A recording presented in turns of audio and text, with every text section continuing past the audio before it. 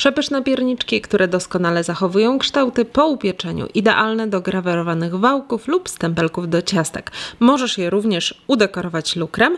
Dobrze upieczone długo zachowują świeżość i bez problemu dotrwają do świąt. No i oczywiście, co najważniejsze, są przepyszne. Do garnka wrzuć masło, dodaj miód. Ja używam tutaj naturalnego, wielokwiatowego, ale możesz też użyć sztucznego.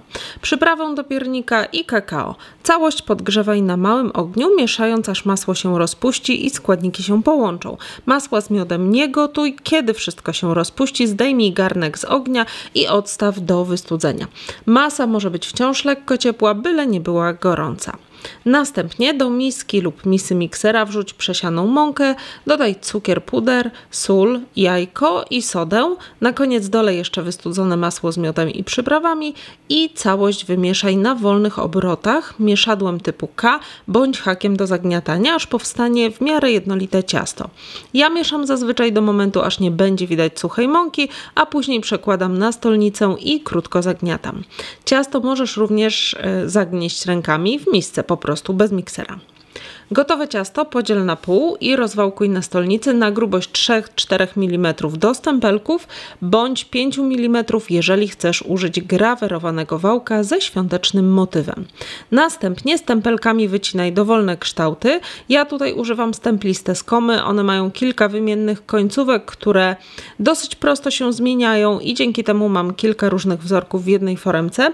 Oczywiście do wycinania można też użyć dowolnych piernikowych foremek, wcale nie muszą być to stempelki.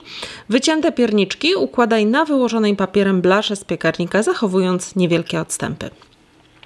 Jeżeli używasz grawerowanego wałka, przejedź nim po powierzchni rozwałkowanego ciasta, naciskając w miarę możliwości równomiernie. Następnie z odbitych wzorów wytnij pierniczki i je również ułóż na blaszce. Pierniczki piecz w nagrzanym piekarniku na drugim poziomie od dołu od 8 do 12 minut.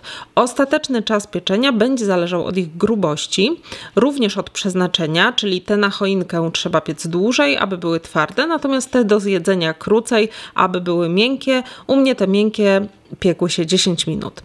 Ale też dużo zależy od samego piekarnika i to zawsze trzeba mieć na uwadze.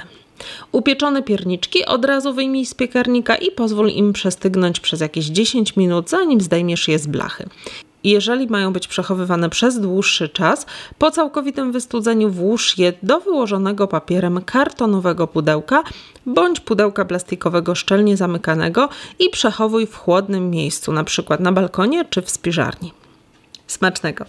A więcej sprawdzonych przepisów znajdziesz w moich książkach. Teraz wszystkie książki, łącznie z najnowszą, Crème de la Crème 3, w promocyjnych cenach. Do każdego przepisu w książce masz zdjęcia ciasta oraz film pokazujący jego wykonanie krok po kroku. Zrób sobie prezent już teraz i zamów cały pakiet na sklep.orchideli.com.